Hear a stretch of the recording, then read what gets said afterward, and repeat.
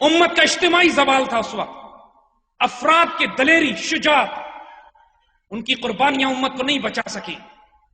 تاریخ اسلام میں جب بھی مسلمانوں نے وار آف ریزسٹنس لڑی ہے، تحریک مزاحمت، جنگیں دو طرح کی مسلمانوں نے اپنی تاریخ میں لڑی ہیں. ایک وہ جنگ ہے کہ جس میں مسلمان جا کے دوسرے علاقوں کو فتح کرتے ہیں. سیدنا خالد بن ولید ایک وقت پرشین امپائر اور رومن امپائر سے تصادم کرتے ہیں، اور ماشاءاللہ مسلمان فوجیں 10 سال کے عرصے میں سیدنا فاروق اعظم کے دور میں 22 لاکھ مربع میل کے علاقے پر فتح کرتی ہیں، وہاں پہ اسلام کو غالب کرتی ہیں. وہ تمام علاقے آج بھی مسلمان ہیں جو سیدنا عمر فاروق کے دور میں فتح ہوتے ہیں.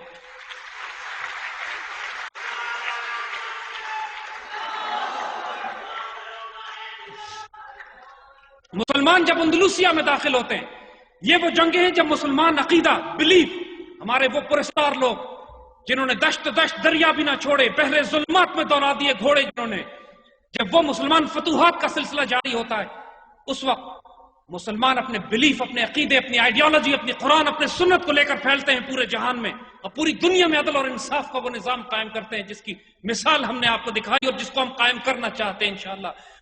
لیکن جب مسلمان زوال پذیر ہوتے ہیں، جب مسلمان کمزور پڑتے ہیں اپنے عقیدے پہ، اپنے بلیف پہ، اپنے اللہ سے کیے ہوئے وعدوں کو بھول جاتے ہیں، اس وقت دشمن چاروں طرف سے ان پر اس طرح ٹوٹ کے گرتا ہے جس طرح دسترخوان پر لگے ہوئے دسترخوان پر بھوکے ٹوٹتے ہیں.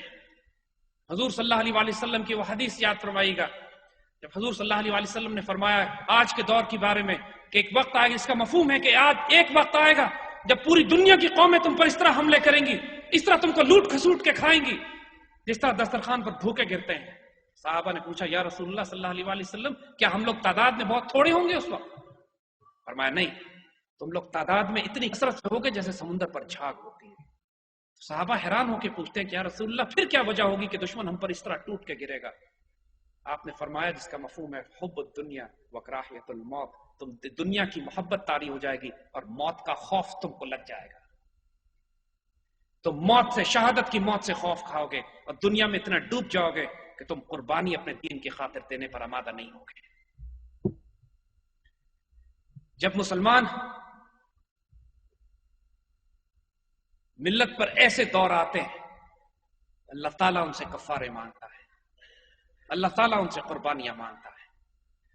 اس وقت سے ڈریے کہ جب اللہ تعالیٰ ہماری توبہ اور ہماری دعائیں قبول کرنے سے انکار کرتے ہیں اور کفارہ صرف ہمارے خون سے طلب کرے.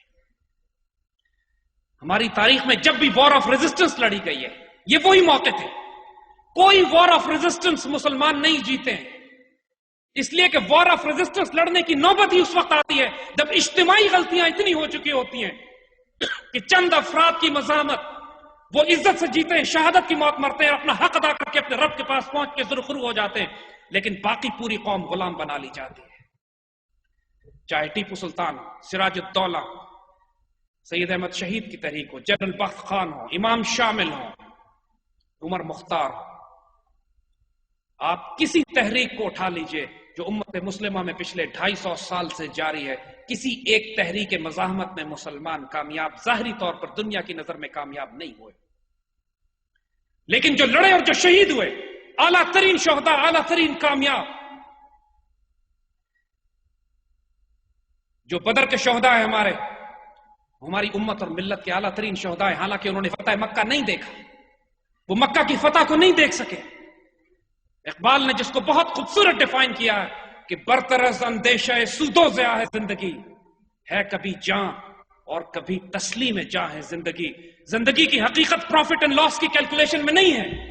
زندگی اس کو نہیں کہتے کہ تم نے اپنا مقصد حاصل کیا یا حاصل نہیں کر سکے، یا دنیا میں تمہیں حکومت ملی یا حکومت نہیں ملی. زندگی کی حقیقت یہ ہے کہ کبھی تمہیں زندہ رہنا پڑتا ہے، کہیں تمہیں اپنی جان قربان کرنی پڑتی ہے. تمہارا نظریہ، تمہارا مسلک، تمہارا عقیدہ، تمہارا بلیف، تمہارا فیتھ، تمہارا ایمان، تمہارا عشق، یہ اہم ہے. تم اگر ایک بندہ مومن کی صفات، آزاد مرد کی صفات ہی اقبال یہ بتاتے ہیں کہ تیرے آزاد بندوں کی نہ یہ دنیا نہ وہ دنیا، یہاں مرنے کی پابندی، وہاں جینے کی پابندی.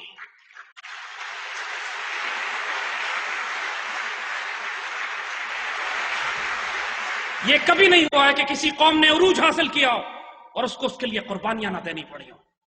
یہ کبھی نہیں ہوا ہے کہ کسی قوم نے عروج حاصل کیا ہو، دنیا میں اللہ تعالیٰ کی تقدیر ساز کار ساز ہو، اللہ اس سے کام لے اور اس کو زلزلے کی طرح ہلا کے رکھ نہ دیا گیا، اس کے وجود نہ ہلا دیے گئے ہوں، اس سے آزمائشیں نہ لی گئی ہوں، اس سے شہداء نہ مانگے گئے ہوں، اس کی بہنوں کو بے عزت نہ کیا گیا ہو، اس میں ڈاکٹر عافیہ پیدا نہ کی گئی ہو، اس کے اندر گوانٹانامو بے کے غازی اور شہید نہ پیدا کیے گئے ہوں، اس میں لاکھوں مسلمانوں کا خون نہ طلب کیا ہو۔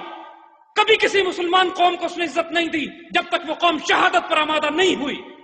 امت مسلمہ ہم تاریخ کے اس دور میں پیدا ہوئے ہیں، یہ وہی دور ہے جس دور میں سلطان صلاح الدین ایوبی کے آس پاس رہنے والی مسلمان ملت تھی، اس میں خوش نصیب ترین لوگ بھی تھے اور بد نصیب ترین ملت تھی۔ خوش نصیب وہ تھے جن کو اللہ تعالیٰ نے سلطان کے ساتھ کر دیا، پوری مسلمان ملت سے لوگوں نے جان مال عزت کی قربانیاں دی، عورتوں نے اپنے زیور دیے، مسلمان اور بہنوں نے اپنے بھائی بھیجے، سہاگنوں نے اپنے سہاگ بھیجے کہ سلطان کی فوج میں شامل ہو جا کے بیت المقدس شریف کو واپس لینا ہے۔ اور بد نصیب وہ تھے جنہوں نے اس وقت بھی سلطان صلاح الدین کی مخالفت کی۔ ہر دور میں خوش نصیب ترین وہ تھے جو ٹیپو سلطان کے ساتھ تھے۔ امت کو آج وہ آزمائش ہے، ہمیں آج وہی آزمائش ہے کہ جو مسلمان ملت کو اس وقت درپیش تھی جب خلافت عباسیہ کو ختم کر کے مسلمان ملت بغیر قیادت کے پورا بغداد شہر جس کو آگ لگا کے پھینک دیا گیا، 15 لاکھ مسلمان بغداد میں ایک ہفتے میں شہید کیے گئے، ہماری کتابوں کو دریا برد کر دیا گیا کہ ایک طویل عرصے تک دریائے دجلہ سیاہ رنگ کا بہتا رہا کہ دریا کے اندر کتابوں کی سیاہی نکل کر پورے دریا کو سیاہ کر رہی تھی۔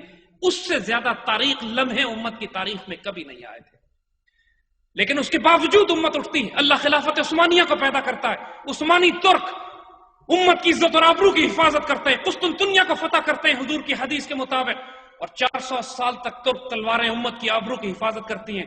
آخر میں جب ترک بھی اپنی ذمہ داریوں سے غافل ہوتے ہیں تو خلافت کی ابا چاک کر ڈالتے ہیں، خلافت کو توڑتے ہیں۔ اقبال نے بڑے دکھ سے رنج سے جس پر کہا تھا، چاک کر دی ترک نادا نے خلافت کی قبا، اپنوں کی سادگی بھی دیکھ اوروں کی عیاری بھی دیکھ۔ کچھ اپنوں کی سادگی ہوتی ہے، کچھ اوروں کی عیاری۔ ہمارے بزرگوں نے خلافت موومنٹ چلائی خلافت کو بچانے کے لیے، لیکن اس وقت اللہ کے راز کو نہ پا سکے کہ اللہ نے پہلے حکمرانی عرب مسلمانوں کو دی، اندلسیہ میں مسلمانوں نے عروج قائم کیا، بغداد اور دمشق مسلمانوں کے مرکز تھے۔ اللہ نے اس کے بعد جب عرب کمزور ہوئے، انہوں نے اللہ کے حکم کو توڑا تو اللہ نے یہ حکمرانی ترکوں کو منتقل کر دی۔ ترک مسلمانوں کی تلواریں 400 سال تک امت مسلمہ کی قیادت و سربراہی کرتی رہی، اور جب ترک کمزور ہوئے تو اللہ تعالیٰ نے اب امت مسلمہ کی قیادت پاکستان کو منتقل کی۔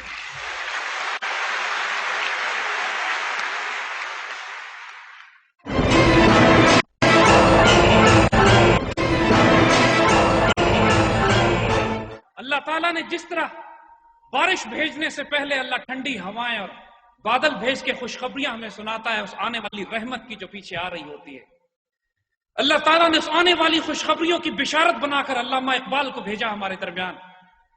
وہ مفکر، وہ دانشور، وہ فقیر، وہ اللہ کا ولی، وہ اللہ کا رازدار، جس کی زبان سے نکلنے والے الفاظ نکلی تو لب اقبال سے ہے۔ اقبال سے جب پوچھا گیا کہ یہ راز آپ کس طرح بیان کرتے ہیں، کون بولتا ہے آپ کے وجود میں، تو فرماتے ہیں نکلی تو لب اقبال سے ہے، پر جانے کس کی ہے یہ صدا، پیغام سکون پہنچا بھی گئی، دل محفل کا تڑپا بھی گئی۔ یہ پاکستان جس کی روحانی ڈائمنشن اتنی حیرت انگیز ہے، اس کی روحانی ڈائمنشن اتنی حیرت انگیز ہے کہ اس پاکستان کو بنانے والا ہر فرد براہ راست سایہ خدائے ذوالجلال اور حضور صلی اللہ علیہ وسلم کے براہ راست فیض لے رہا تھا اس پاکستان کو بنانے کے لیے، جو اس حیرت انگیز روحانی ڈائمنشن کو بتاتے ہیں۔ یہ کوئی عجب اتفاق تو نہیں ہے کہ یہ پاکستان رمضان المبارک کی 27 رات کو جمعۃ الوداع کے دن وجود میں لایا جاتا ہے۔